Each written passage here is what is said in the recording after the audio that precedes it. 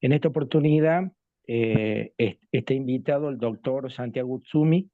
Santiago es argentino, amigo, fuimos compañeros, compartimos un tiempo en el posgrado en la Universidad de Mar del Plata. Santiago es ingeniero agropecuario de la Universidad Católica Argentina, tiene una maestría en la Universidad Nacional de Mar del Plata, un doctorado y un postdoctorado en la Universidad de Nuevo México.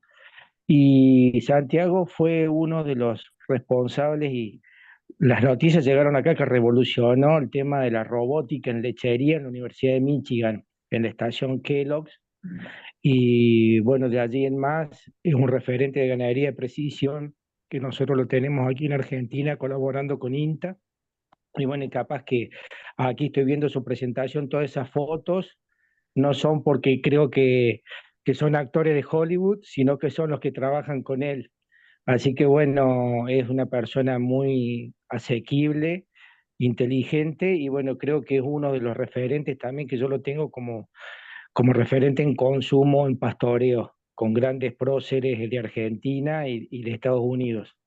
Así que bueno, Santiago, muchísimas gracias por aceptar esta invitación. Fue difícil por el sentido de tus actividades, pero bueno, te predispusiste para brindarnos una hora de tu experiencia y bueno, desde ya muy agradecido y gracias nuevamente. Te dejo en manos de la gente que está aquí en el webinar, así que yo ya me silencio, saco el video y sos el principal actor de la presentación. Si yo me equivoqué en alguna presentación tuya, acláralo y bueno, y arranca tu webinar. Muchísimas gracias de antemano. Muchas gracias, Víctor, y muchas gracias a Alpa por la invitación para participar de este webinar y de interactuar con ustedes y de darme la oportunidad de compartir un poco el trabajo que estamos haciendo desde la Universidad Estatal de Nuevo México, en el estado de Nuevo México, ubicado en el sudoeste de los Estados Unidos, zona de tierras áridas y semiáridas con terrenos muy difíciles y cambiantes, mucha variación espacial, temporal y desafíos hacia adelante muy importantes en lo que se refiere a manejo sostenible de recursos muy sensibles y de desarrollo de sistemas resilientes, ¿no?, a cambio climático. Entonces, lo que les voy a presentar no es en este caso los trabajos que he realizado en el pasado en lechería pastoril de precisión, pero sí aplicaciones de tecnología en el manejo de tierras y pastizales de zona árida y semiárida. Voy a tratar de brindar conceptos básicos, después discutir algunas herramientas que estamos desarrollando dentro del grupo de trabajo y después algunas aplicaciones puntuales desde el área de la investigación y cómo lo estamos transfiriendo a nivel de adopción y de aplicación en predios comerciales. Como dijo Víctor muy bien, todas las personas que están ahí en la foto son todos colaboradores, algunos que lideran partes o componentes de este proyecto de investigación, algunos colegas que son del USDA, otros colegas que son profesores también de esta universidad o de otras universidades, algunos colaboradores internacionales también, como por ejemplo colaboradores que están en Escocia actualmente o en Noruega, algunos otros. Y después hay una combinación muy importante de distintas disciplinas y áreas en este equipo de trabajo. A mí me toca manejar el timón, pero el equipo es grande y diverso. Está integrado por científicos que trabajan en producción animal y distintas áreas específicas de la producción animal que van desde utilización forrajera a nutrición de rumiantes, ecologistas de pastizales muy finos y con mucho rango de publicación, otros colegas que trabajan en áreas de ingeniería electrónica, otros colegas que son expertos en inteligencia computacional.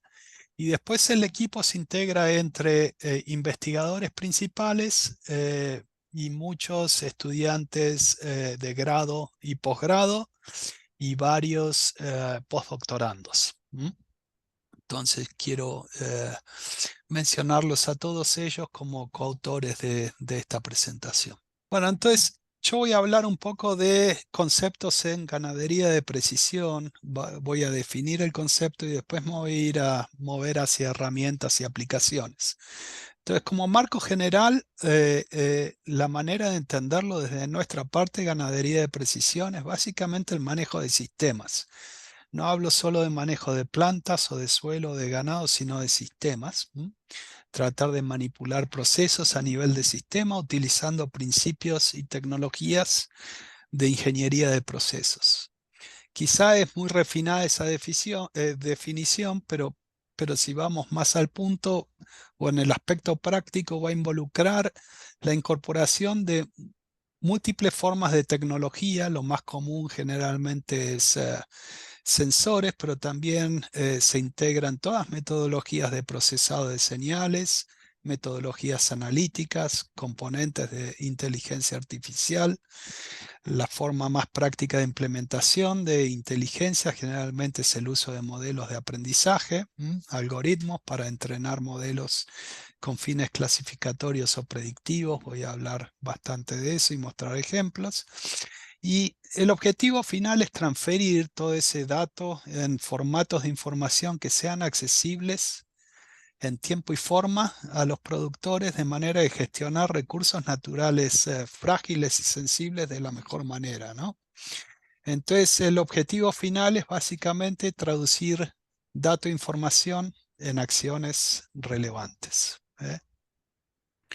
La arquitectura de datos y arquitectura de sistemas es un elemento central en ganadería de precisión. Acá solamente les voy a mostrar un ejemplo de una plataforma que está desarrollada en mi laboratorio con gente en distintas áreas, donde básicamente esos elementos que les describía hoy se integran de manera de proveer o traducir ese dato que es colectado por sensores transferidos hacia bases receptoras, de ahí empujados a servidores en la nube, servidores que son de manejo de datos, distintas estructuras de manejo de datos, desde servidores que permiten interconectar múltiples sensores, que es lo que llamamos empujar en datos en lo que es el Internet de las cosas. De esos servidores de network también servidores que manejan ya los datos crudos con bases de datos que pueden ser tabulares o no tabulares, o combinaciones de ellas, y de esos datos después a servidores de aplicación, que es lo que generalmente nosotros vemos como producto final, que también lo podemos llamar tableros de comando o en inglés dashboards, que es a partir del cual empezamos a visualizar datos en formas, figuras, patrones, de manera de extraer información relevante a la toma de decisión. Esta arquitectura que les muestro utiliza tecnología de comunicación de radiofrecuencia LoRaWAN. LoRaWAN se llama Long Range Wide Area Networks o networks para empujar múltiples datos a mucha distancia y están diseñados básicamente para bajo costo de transmisión. Por supuesto que tienen sus beneficios, como el bajo costo o la posibilidad de interconectar múltiples sensores, pero también va a tener asociados algunos limitantes y desafíos que me puedo explayar un poco más tarde si hay interés de ello. Pero es lo que nos permite, por ejemplo, dar conectividad a zonas donde generalmente el celular es limitante o otra forma, el acceso a Wi-Fi, Internet es reducido, entonces poder cubrir el footprint de áreas muy grandes con sensores y empezar a colectar datos, ¿no? Muchos datos de zonas muy grandes a bajo costo. Esta arquitectura, como les decía, de comunicación de radiofrecuencia LoRaWAN, el primer elemento son sensores, que son los que colectan datos. Acá yo Les puse algunos ejemplos y nombres de compañías, sensores que, por ejemplo, para monitorear dispersión, distribución de los animales mediante GPS. También estos trackers también podrían tener sensores de aceleración tridimensionales, o sea que uno puede medir variaciones de movimiento en 3 ejes, X, Y, Z, dependiendo de dónde está montado ese sensor en el animal. También pueden haber sensores ambientales, que los llamamos environmental sensors, para medir, por ejemplo, niveles de agua mediante el uso de sensores eh, ultrasónicos que miden distancia, o los clásicos tipping bucket, las cucharitas, sensores de precipitación. La red de sensores, no hay generalmente limitantes al número, pero generalmente cuanto más sensores, uno generalmente requiere más gateways, que son los que reciben la información de los sensores por radiofrecuencia, y estos gateways son la puerta de entrada después a empujar los datos a las nubes, ¿no? A los servidores, para después tener esa información accesible. Lo importante en este concepto es el tiempo en el cual la información se hace accesible. En esta red, los datos generalmente se hacen accesibles en tiempo real. En el tiempo en que los datos se colectan por el sensor y el sensor los envía a las puertas de entrada o gateways, esos gateways empujan rápidamente la información a la nube y es instantáneo el acceso a la información. Entonces, generalmente todo este sistema se traduce en monitoreos de grandes escalas, de grandes extensiones en tiempo real. ¿Qué es lo que hacemos con sensores? Y utilizamos distintos tipos de sensores en distintos tipos de aplicaciones. Esto que les voy a mostrar es básicamente, por ejemplo, cómo estamos utilizando computer vision o inteligencia computacional de visión, por ejemplo, con cámaras que van a detectar objetos, y al mismo tiempo podemos empezar a entrenar modelos que, sobre la base de imágenes, empiezan a describir distintas actividades. Por ejemplo, en este caso aplicado a actividad animal, esa vaca que se movió, ¿no?, de izquierda a derecha. Se movió de estar comiendo cercano a esa zona donde hay forraje a empezar a caminar, y el modelo empieza a aprender y saber de qué es lo que está haciendo ese animal. La fusión de sensores también es importante, pues si bien voy a ir para atrás en este video de vuelta, es esta vaca, estamos entrenando un modelo de computer vision, pero al mismo tiempo ese aprendizaje de computer vision lo que hacemos es utilizarlo para entrenar sensores que están montados en el animal. Ahí ven una vaca con dos collares que trabajan en conjunto. Uno es de cerco virtual, que después les voy a hablar, y el otro es el LoRaWAN, que usa radiofrecuencia para monitorear posiciones y actividad. Y sobre esa información, eh, ten- sobre esa información empezamos a clasificar comportamientos y empezar a utilizar la información, ¿no?, de comportamientos para tomas de decisiones. Otros sensores que testeamos o están en fase de desarrollo y aplicación también son cámaras de video también, que colectan información de RGB o de color verdadero, más bandas de infrarrojo que permiten medir profundidad. Y por ejemplo, este tipo de cámaras, estamos tratando de automatizar todo lo que es la colección de señales y de empujar todas esas señales, información a las nubes para clasificaciones. Generalmente se implementan o se aplican para, por ejemplo, mediante el uso de transformers sobre imágenes y modelos de aprendizaje, en entrenar, por ejemplo, algoritmos que traduzcan la forma de las vacas, por ejemplo, desde una visión de overhead, desde arriba, ver distintos landmarks o áreas del cuerpo de la vaca para traducirlos en eh, categorías de condición corporal. En este video que les pasé es simplemente una vaca que camina por debajo de la cámara, y la cámara junto con los algoritmos rápidamente en el tiempo en que se colecta la información lo traduce en condición corporal.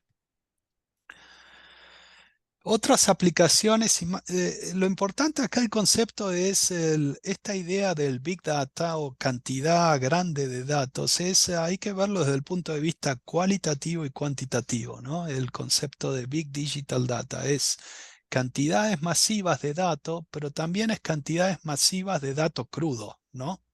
Eso también está relacionado, que deben ser procesadas y transformadas, ¿no?, en información para que tengan relevancia o implicancia en su aplicación al manejo de recursos naturales, ¿no? Entonces, eh, integrar el desafío en ganadería de precisión básicamente pasa por integrar grandes cantidades de dato crudo y traducirlos en pocos indicadores relevantes de información que pueda ser utilizada para guiar manejo, ¿no? Toma de decisión y manejo.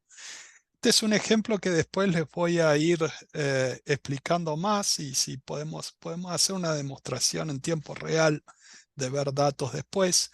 Esto es, por ejemplo, como ven acá, una pastura en el desierto acá del norte de Chihuahua, un pastizal con alta componente de arbustos de 1600 acres, ah, pasture bastante cuadrada, donde estuvimos monitoreando, se monitorea en tiempo real, vacas, en este caso Brangus, y lo que hacemos es empezar a mirar, después les voy a ir explicando más cómo es toda esta información, es monitorear en tiempo real posiciones, actividades, traducir esas actividades en comportamientos, y no solo mirar lo que le pasa a un individuo, sino lo que un individuo también sucede con relación al cohort o grupos.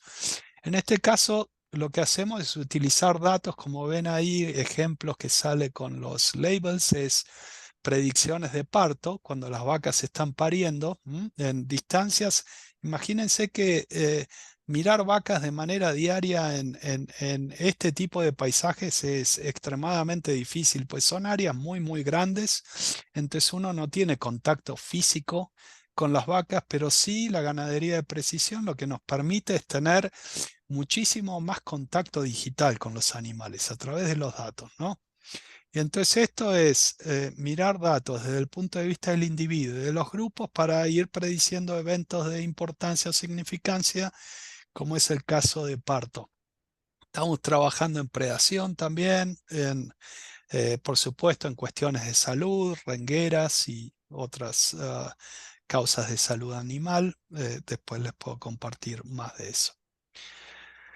Áreas de sensores, también va al área de remote sensing remote sensing o sensores remotos en distintas plataformas, y lo que buscamos es tratar de sacar o cosechar lo mejor de las distintas plataformas que de manera integrada nos permitan cubrir todo el espectro de tener información de vegetación de muy alta resolución y predictabilidad a pequeña escala, que después puede ser integrada, no extrapolada, pero sí integrada en espacio y tiempo para tener alta cobertura en espacio y tiempo de monitoreo de vegetación, mediante... en- en- la cuestión básica acá es integrar plataformas, por ejemplo, drones que nos permiten tener muy alta resolución de datos con fineza de grano, y después realizar estimaciones de vegetación sobre esas imágenes de drones que tenemos, generalmente basadas en índice verde, como indicador de fracciones de radiación absorbida, y después relacionadas con información de par, empezar a estimar indicadores de eficiencia de uso de radiación, y después con imágenes que son eh, equivalentes sacadas por satélite, hacer escalabilidad en estimaciones de crecimiento de vegetación a grandes escalas.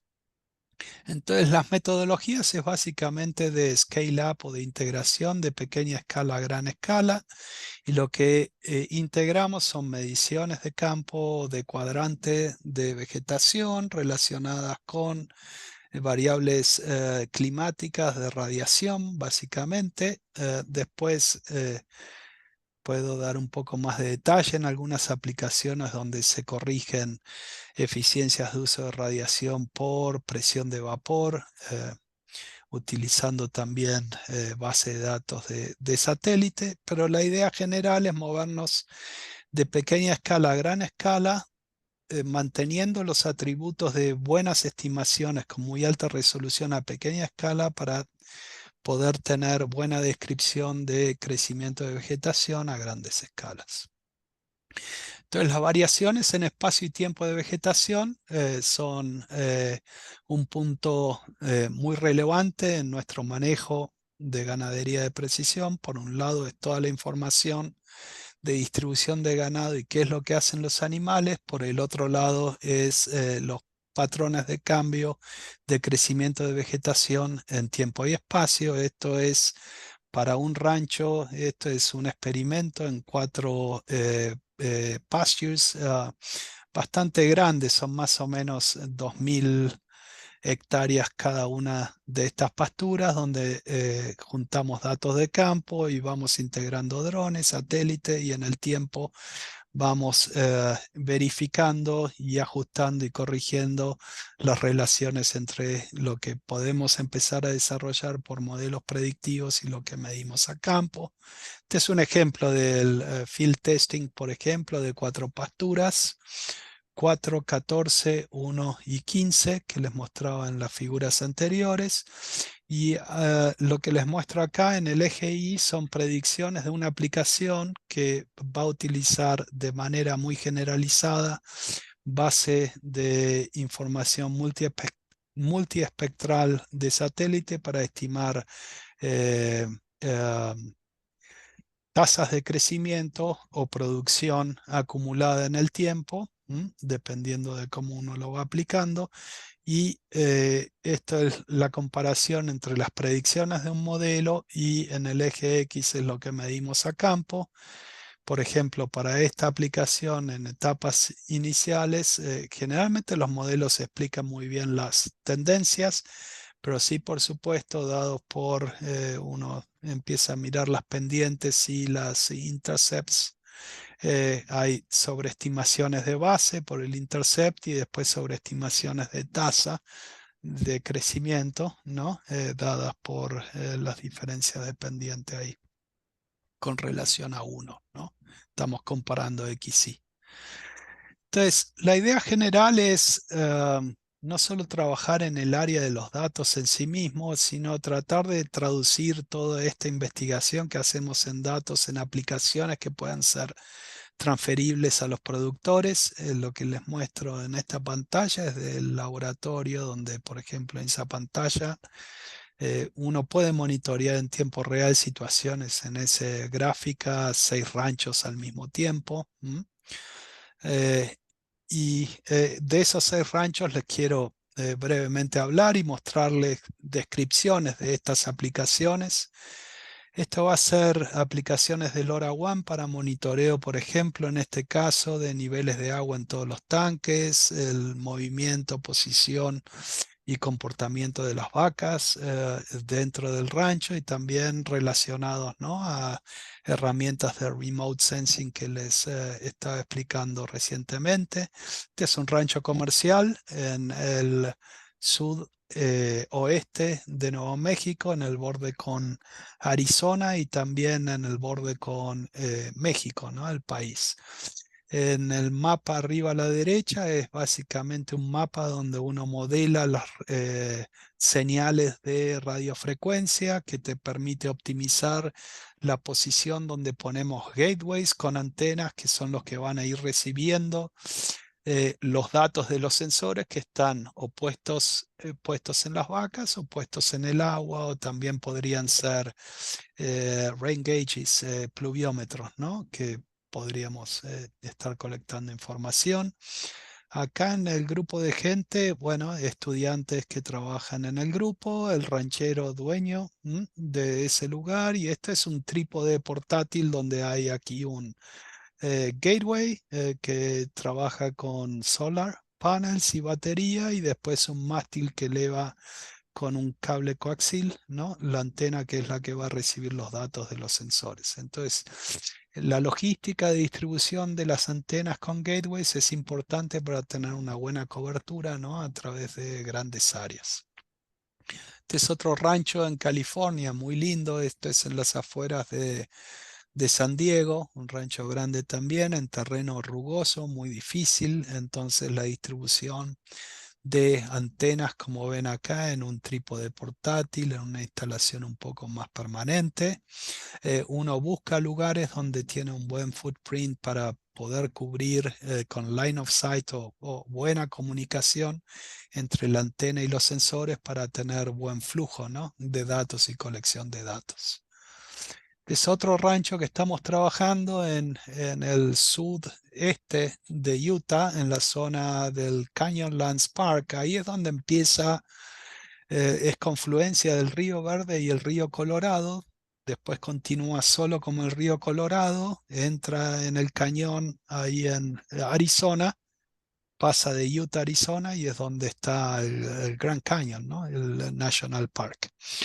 Entonces, acá algunas fotos de gateways con antenas que se ponen arriba, por ejemplo, en estas mesas, ¿no? que nos permiten cubrir todos los cañones y valles, que es donde generalmente los animales pastorean. Y también los podemos poner en trailers para tener más movilidad y estrategias, ¿no? de poder tener mejor conectividad dependiendo de las áreas donde uno necesita colectar datos. Entonces, esas son algunas instalaciones. Entonces, ¿cuál es la implicancia de empezar a integrar todas estas sensores, colectar datos, aplicar procesado de señales, modelos de inteligencia para extraer información y básicamente generar, traducir datos en información que es relevante para contestar preguntas muy básicas que los productores pueden hacer de manera diaria? Lo que les muestro en esa película ahí, esa animación, en el background de ese, o el fondo de esa película, es mapa de vegetación. Después les puedo compartir con más resolución, generados con remote sensing, de zonas con mayor productividad comparado con otras. Después van a ver un grupo de vacas que se van a ir moviendo, ¿no? en el tiempo y en el espacio. Los puntos, esos verdes de blancos a verde oscuro, son transiciones de comportamiento de descanso a distintas intensidades de pastoreo y caminata. Y la información básicamente es contestar preguntas relevantes básicas de si hay agua suficiente o no en los tanques para los animales, por ejemplo, dónde ocurre la precipitación y cuánto, mediante distribución en el espacio de distintas pluviómetros, mediante remote sensing, estimar cambios en el crecimiento de vegetación herbácea para manejo de pastoreo. Hacer inventario, si tengo todas las vacas o no dentro de mi rancho, una pregunta básica, pero es muy difícil a veces contestar en zonas difíciles como acá en el sudoeste de Estados Unidos, donde uno no tiene visión con los animales de manera diaria. De hecho, después les voy a mostrar algunas situaciones donde generalmente en muchos lugares es como nos sucede en algunos países en América Latina, que se encierran la mayor cantidad de vacas posibles que se pueden encontrar dentro de terrenos difíciles montañosos o de bosque, ¿no? Entonces, herramientas de monitoreo de animales se vuelven muy relevantes en esas zonas.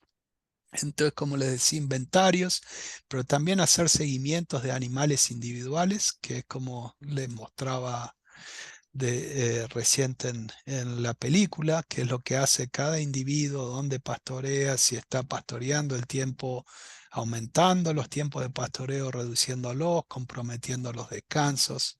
Esos son indicadores indirectos, ¿no? De performance, de salud, etcétera. Entonces uno puede empezar a inferir a partir del comportamiento cuestiones de bienestar animal y empezar a manejarlo. Ahora, en esta película lo que les muestro también es, esta es una pastura muy grande aquí que creo que son más, no me acuerdo si son 9.000 acres, me parece. En donde están las marcas es donde las vacas pueden tener acceso a agua. En el fondo es vegetación, los distintos tonos verdes, remote sensing. Pero fíjense que las vacas se concentran, ¿no?, en el noroeste de esta pastura grande. Y eso es básicamente, pues también hay otro elemento de tecnología acá, que es el tema de cerco virtual, ¿no? Que es lo que yo quiero poner un poquito más de énfasis ahora más en esta presentación, que es ir un paso más allá, donde nos permite integrar información de vegetación e información de distribución de ganado, ponerlos de manera conjunta para empezar a manejar de manera más precisa la heterogeneidad o variación, ¿no?, en crecimiento de vegetación, control en presión de pastoreo. Entonces, lo que voy a hablar de ahora en más es un poco conceptos de transicionar, de conceptos de ganadería de precisión hacia lo que es pastoreo de precisión mediante la integración de cerco virtual.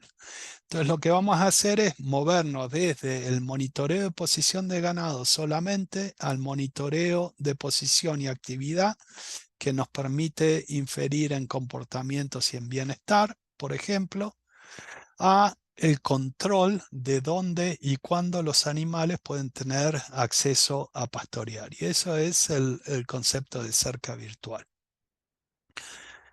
En cuanto a costos y beneficios, por supuesto, en la medida en que nos movemos de monitorear posición a monitorear posición y actividad a controlar la actividad y distribución, los costos van a ir para arriba y las respuestas a esas inversiones generalmente pueden ser, por un lado, mejores o en algunas situaciones todavía signos de interrogación por no tener suficiente información para poder ir contestando, ¿no?, los retornos a inversión.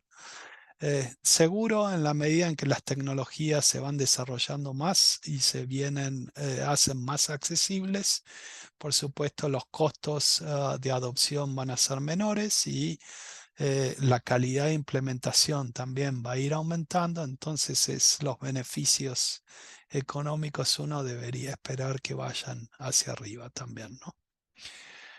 Esta es una foto de acá de uno de los campos de la universidad, un rodeo Brangus. Cada una de las vacas maduras acá tiene un collar de cerco virtual. Es la cajita que se ve acá. Son prototipos experimentales. Tiene una batería de litio que se mantiene el nivel mediante el uso de micro paneles solares en ambos lados. Acá está todo el sistema embebido de sensores de posición, de actividad y todos los componentes de cerco virtual.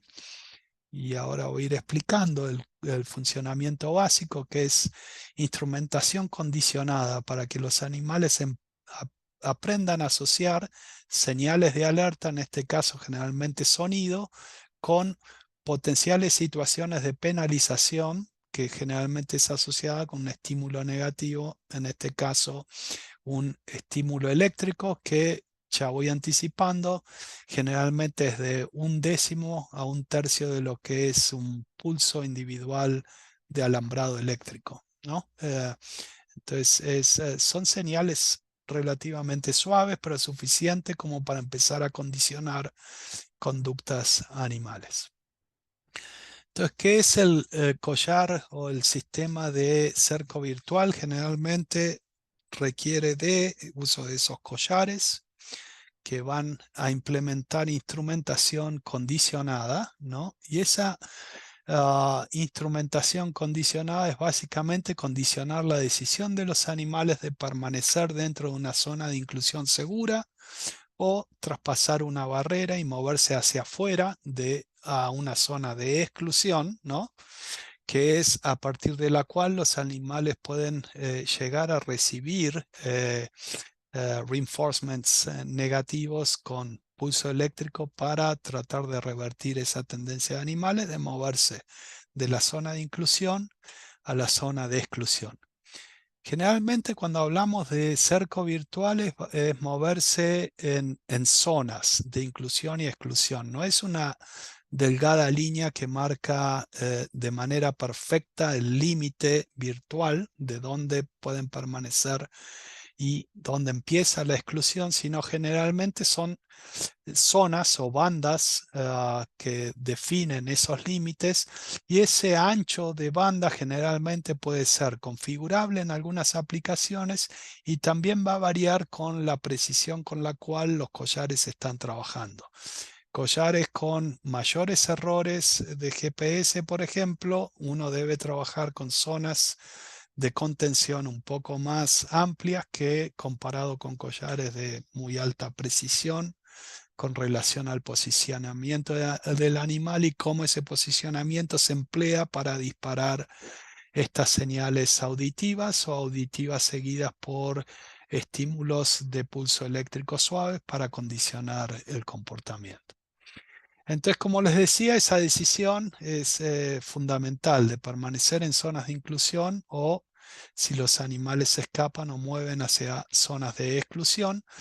El elemento muy central en el correcto uso de cerco virtual va a ser entrenar los animales a que aprendan esa asociación entre sonidos y estímulos eléctricos de manera de que a partir del sonido ellos solitos aprendan en alterar las conductas de movimiento para poder permanecer en esas zonas de manejo de inclusión sin necesidad de recibir estímulos eléctricos. Entonces, un buen manejo de cerco virtual no es aquel el que da muchos pulsos eléctricos, sino por el contrario, aquel que con muchas señales auditivas es suficiente de controlar el posicionamiento del ganado.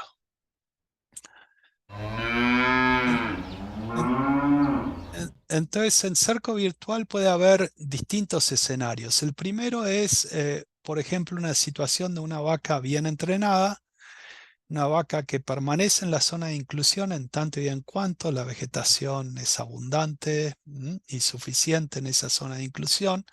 En la medida en que se empiece a ir agotando o haya depletion, grazing down, los animales van a empezar a ir desafiando las barreras y tratar de ir buscando vegetación por fuera, ¿no? de la línea de alambrado virtual. Pero en este caso fue una vaca que simplemente con el estímulo sonoro fue capaz de darse cuenta dónde estaba el límite y vuelve a la zona, ¿no?, de inclusión. En el segundo caso puede haber una vaca que permanece en esa zona de inclusión también, la vegetación se va agotando, pero en ese caso desafía un poco más, ¿no?, el cerco virtual. El sonido no es suficiente para contener solamente o alterar el comportamiento y la posición, sino que requiere de un refuerzo a partir de pulso eléctrico y la vaca vuelve. Otra situación podría ser una vaca que está en la zona de inclusión, la vegetación es abundante, pero se va agotando, empieza a desafiar el cerco virtual, recibe una secuencia de un sonido seguido de un pulso, no responde, otro sonido seguido de otro pulso, y por tercera vez sonido seguido de pulso y no responde. En estas situaciones, lo que definimos técnicamente es un escape. Esta vaca se escapa.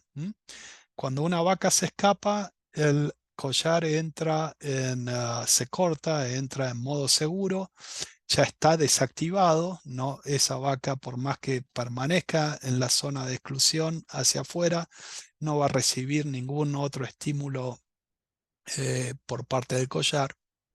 Y también puede haber otra situación que es lo que llamamos recapturas, que es una situación similar a la anterior, La vaca no responde a 3 secuencias de estímulos auditivos y eléctricos, pero en algún momento vuelve por sí misma a la zona de inclusión. Una vez que entra nuevamente a esa zona de inclusión, el collar vuelve a activarse de manera activa y empieza nuevamente a contener el animal a partir de señales de sonido y asociadas o no a estímulos eléctricos de ser necesario para contener el animal. Entonces, quizá sobre esta explicación que traté de darles de cómo funciona, uno empieza a entender que el collar de cerco virtual no es reemplazo de manejo, no es que pongo un collar de cerco virtual y ya está, tengo todas las soluciones al control de distribución del ganado, sino por el contrario, tiene que ser visto como un elemento, una herramienta más en todo el toolkit o el paquete de prácticas que uno tiene para manejar distribución de ganado. Y tiene que ser aplicado en la base de buen manejo, ¿no? Entonces, por ejemplo, en tanto y en cuanto en la zona de inclusión hayan motivos de los animales para permanecer, sea que siempre en la zona de inclusión es donde está el agua, donde la vegetación sigue siendo favorable o abundante, la asignación, donde los colegas o otros animales del herd están permaneciendo, entonces hay motivos sociales de permanecer en grupo. Todas esas motivaciones van a incidir sobre la decisión del animal de desafiar o no el cerco virtual, ¿no? Entonces, cerco virtual tiene que ser aplicado en conjunto con otras prácticas de manejo que apuntan a tener cierto control en la distribución del ganado. Un concepto que quiero dejar es, quizá algunos tienen más experiencia aún que nosotros en trabajar con collares, pero lo que vamos aprendiendo es que los collares de cerco virtual generalmente no son sinónimo de shock collars o collares de estímulo eléctrico. Por el contrario, si nosotros tenemos situaciones donde los collares están dando pulsos y pulsos seguidamente, es porque algo anda mal generalmente. Una buena aplicación de cerco virtual es aquella donde los animales responden a estímulos sonoros o estímulos señales que les permiten saber que de no modificar el comportamiento sí van a recibir algún refuerzo negativo a partir de pulso eléctrico. Entonces solamente el sonido sería suficiente para controlar, contener el animal o condicionar o modificar su distribución, ¿no? Entonces el concepto a dejar es, y lo podemos hablar más, es que las aplicaciones de cerco virtual deberían ser muy diferentes a la idea de utilizar collares de estímulo eléctrico solamente. Bueno, esos son videos de situaciones. Esa vaca, por ejemplo, que la ven ahí, está recibiendo un estímulo eléctrico del collar, pero fíjense que habían vacas vecinas que no estaban recibiendo ese estímulo. Y esos son los errores que puede haber de collar a collar por cuestiones de accuracy o precisión de lo que es, o ambas, del GPS. Entonces, por ejemplo, hay dos vacas contiguas, una recibiendo señales, la otra no. Entonces, eso empieza a confundir a los animales. Entonces, lo que pongo acá en texto, que la predictibilidad de la asociación del sonido y de los pulsos es un elemento fundamental para que los animales sepan dónde son los límites y empiecen a responder de manera acorde. De lo contrario, cuanto menos predecible es la asociación entre la ocurrencia de sonidos de alerta y pulsos eléctricos, por supuesto, situaciones de miedo o situaciones de aversión van a ser más comunes y seguramente la aplicación de collar va a ser menos eficiente para poder contener el ganado, manejar la distribución del ganado en pastoreo. Esta otra película brevemente que les muestro es, si llegan a escuchar en el fondo,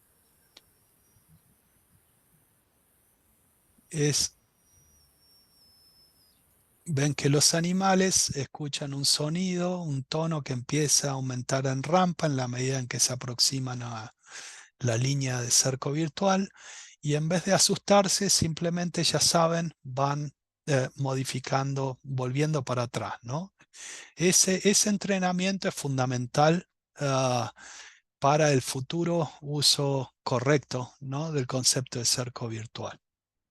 ¿Qué trabajos hacemos con esta tecnología? Y bueno, es comparar distintas plataformas que difieren en precisión, que difieren en sistemas de comunicación. Por ejemplo, el de arriba acá, No Fence Verde, utiliza comunicación de celular. El de abajo aquí está utilizando comunicación por radiofrecuencia, LoRaWAN, que es lo que les explicaba anteriormente. Este collar de arriba utiliza paneles solares para recargar batería. Este collar de abajo requiere reemplazar batería dependiendo de la intensidad de uso de ese collar, ¿no?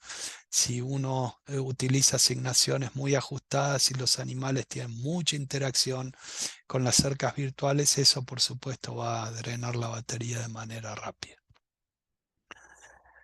Muchos trabajos se enfocan en ver cuáles son las mejores metodologías de tratar de introducir o transicionar los animales al concepto de cerco virtual, y también en cuantificar los factores de variación a la adaptación a cerco virtual o aprendizaje. Esos factores pueden ser asociados, por ejemplo, en este caso que les pongo, a raza, pero también raza en interacción con el ambiente en el cual ese entrenamiento de cerco virtual se aplica. En este caso es más intensivo, realizado en pequeños corrales, ¿no?, donde se va exponiendo de manera alternada en distintos lados del corral, zonas de exclusión o zonas de inclusión, y también cambiándolas en el tiempo.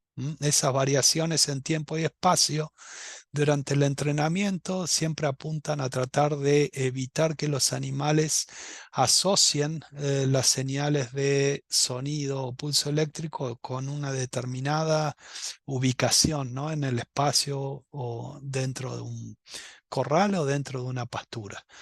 Lo mismo también es ver variaciones entre razas o variaciones de individuos. Si uno está entrenando de manera más extensiva a campo, en pasturas grandes y utilizando generalmente cercas de perímetro existentes como referencias de límites físicos, donde uno empieza a implementar el cerco virtual y gradualmente uno empieza a ir imponiendo mayor presión sobre los animales en las restricciones, ¿no?, mediante el uso de cerco virtual.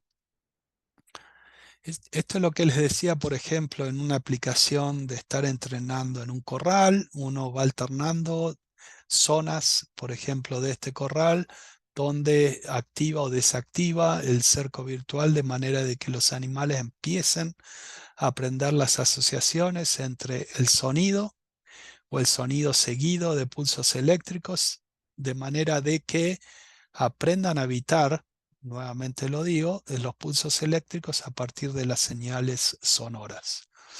Y eso es lo que básicamente medimos en estas gráficas. Lo que les muestro es con muchos datos, pero es el primer figura aquí arriba, es la cantidad, por ejemplo, de alertas sonoras acumuladas a lo largo de 15 días de entrenamiento para dos tratamientos. En este caso son comportamientos contrastantes de individuos, uno que lo definimos de baja interacción con la cerca virtual, y otro de mayor interacción, o animales más activos que interactúan más frecuentemente con la cerca virtual, durante su fase de entrenamiento en 15 días. Entonces esto es, en el correr de los días, los animales aumentan la frecuencia de interacción, ¿no?, con el cerco virtual a partir del sonido. Lo mismo sucede con los pulsos eléctricos, que van a seguir al sonido si los animales no responden a la señal de alerta. Recuerden que esto es fase de aprendizaje inicial. La primera vez que estos animales se les pone un collar de cerco virtual. Y esta figura de acá abajo es la relación entre los pulsos eléctricos y el sonido, que uno lo ve que durante los días de entrenamiento, a medida que las vacas empiezan a aprender del concepto de asociación de sonidos y pulsos eléctricos, empieza a disminuir la proporción de estímulos eléctricos con relación a la cantidad de alertas sonoras. Y eso es porque los animales rápidamente empiezan a aprender a responder al sonido y no necesitan tanto de depender del estímulo eléctrico. También miramos otros factores que van a influir, por ejemplo, en la eficiencia de contención del cerco virtual y en cómo empieza a impactar o influenciar en el comportamiento de los individuos y en el pastoreo de los individuos. Este es un gráficas, ejemplos acá arriba en estos mapas es grupos de vacas con cría o vacas entrenadas con collar casi 2 meses después de ser entrenadas, donde se las empezó a manejar en sistemas de rotación, donde se les empezó a aplicar mayor presión, ¿no?, en la contención de cerco virtual, pero empezamos a comparar las vacas previo al destete y posterior al destete. Entonces, previo al destete hay efectos sociales de interacción de vaca y su cría. Post-destete son vacas secas sin relaciones sociales entre la vaca, ¿no?, y terneros que en este caso no tienen collares. Entonces, lo que estas gráficas muestran es que la relación o la sociabilidad o la relación, el estilo materno de las vacas y sus crías puede tener influencias en la cantidad, en la manera con la cual las vacas interactúan con los cercas virtuales. Recuerden, los terneros al pie de las madres no tienen collares de cerco virtual, entonces ellos pueden pastorear afuera de las zonas de contención, es como un creep grazing, lo podríamos ver así, que pueden pastorear mejor vegetación por fuera de zonas de contención, pero las vacas generalmente van a apuntar a seguir esos terneros. Entonces, si los terneros se mueven por fuera de la zona de contención, las vacas van a encontrar esa barrera y van a empezar a interactuar de manera más frecuente. Pero independientemente de eso, puedo decir, la contención generalmente es del 98%. En los casos hay raros escapes, ¿no? Pero sí, la manera con la que las vacas interactúan con el cerco virtual va a diferir en el estado fisiológico, en el momento, ¿no?, de la lactancia de la vaca, si están con cría al pie o no. También testeamos distintas estrategias de asignación de pastizal al ganado, utilizando, por ejemplo, bloques donde dividimos pasturas en grandes bloques de pastoreo, en este caso hacia el oeste o hacia el este, y ven donde la línea amarilla define el límite, ¿no?, de cerco virtual, o también aplicaciones donde uno excluye pequeños parches o zonas de exclusión sobre la base de variación en espacio de vegetación, ¿no? Generalmente en esta zona los pastizales son muy heterogéneos, los animales concentran mucho el pastoreo en pequeñas porciones de la pastura donde generalmente la vegetación es más abundante. Entonces, generalmente si uno maneja por promedios de utilización, una vez que mide el promedio, generalmente van a haber áreas que generalmente pueden llegar a estar sobrepastoreadas comparado con otras áreas que van a recibir muy poca utilización. Entonces, controlar la asignación de parches en tiempo y espacio, hacer clausuras o ofrecer asignaciones es una manera también de poder ir implementando el cerco virtual. Finalmente, cerco virtual, ya nos movemos también a nivel de predios comerciales. Este es un caso donde se implementó cerco virtual en tierras públicas de pastoreo, en el bosque del Parque Nacional Gila, que es zona montañosa, muy difícil, donde la conectividad es extremadamente limitada.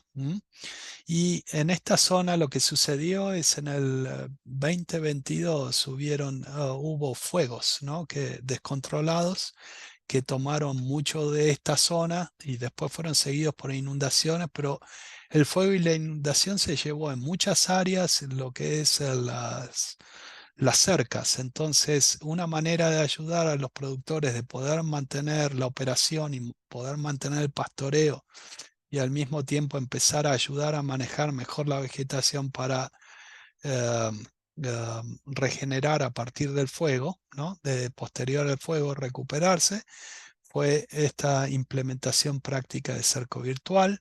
Fíjense los tamaños de las extensiones, 42.000 acres, 14.000 acres. En los dos casos usamos rodeos de 100 vacas. Entonces, cuando empezamos a entrenar los animales, así se ve el collar. Esta es una película donde en el entrenamiento lo que hicimos es en cañones, zonas de cañones, utilizar las barreras físicas como límites de contención por un lado y por el otro empezar a poner presión gradual sobre el cerco virtual en los animales de manera de que gradualmente vayan aprendiendo la relación entre sonidos y pulsos. Una vez entrenados los animales, ya moverlos a zonas de esos allotments, tierras públicas de pastoreo, donde la combinación de barreras físicas existentes o residuos de cerco permanente se los combina con aplicaciones de cerco virtual para tener mejor control en la contención, en este caso, de los animales, ¿no? Bueno. Y 6 meses después del uso de esos collares, este es uno de los ranchos donde vive la familia, en un lugar muy lindo, en medio de la montaña, lo ven ahí. Ganado típico de montaña, muchas cruzas con Hereford en estas zonas. Empiezan a ser creativos los productores, empiezan a descubrir los beneficios de empezar a interactuar no tanto de manera física con los animales, porque ver animales en zona de montaña, en pasturas que son, como les mostraba, zonas de 15.000 hectáreas, uno no ve las vacas todos los días, pero ellos a partir de tener acceso a datos empiezan a interactuar con los animales de manera digital, ¿no? Entonces, generalmente eso es lo primero que ven como beneficio los So the productores. whole time this fall, this is what I was doing when I'd find a cow on one of these ridges. I mean, Este productor es un mensaje que mandó en cómo él está utilizando, digamos, la información para organizar su día. Ve dónde están las vacas y dice, bueno, para allá voy a chequear, ¿no? En vez de salir al azar y ver huellas o dónde las vacas pueden estar, es como que su eficiencia operativa aumenta de manera significativa, pues sabe hacia dónde tiene que ir, entonces se organiza de mejor manera para ir a ver vacas. Pero lo mismo sucede cuando tienen que juntar vacas, ¿no? Entonces, por ejemplo, para vacunar o para destetar, o lo mismo para destetar y cargar, porque muchas veces en estas zonas de montaña y bosque es encerrar vacas una vez en el otoño, otra vez en primavera, y el objetivo de manejo muchas veces es tratar de poner la mayor cantidad de animales dentro de los corrales para cargar un mayor número de terneros, ¿no? Entonces, beneficios de la tecnología es este, como les pongo en este mensaje acá, que este productor que está, el video los voy a poner, está tratando de buscar vacas, ¿no? En montaña, zona arbustal y de monte. this is where I'm at, Santiago. Wearing out good horses and some cow dogs looking for cows. I wish these had collars on them. It'd be a lot easier to find. Lo que también otro mensajito, es enseguida se enganchan con la tecnología los productores y me dice que está en otro campo donde las vacas no tienen collares y le gustaría que todas estas vacas tengan collares, pues son más fáciles de encontrar, ¿no? Entonces, él estaba encerrando vacas para vacunar, destetar y hacer todos los trabajos. Y anecdóticamente, lo que él me comentaba es que, bueno, yo bajo al menos un quinto el tiempo que necesito para encerrar vacas. Eso es bastante tiempo de trabajo, al menos generalmente le toca un mes encerrar vacas bajándolas de la montaña.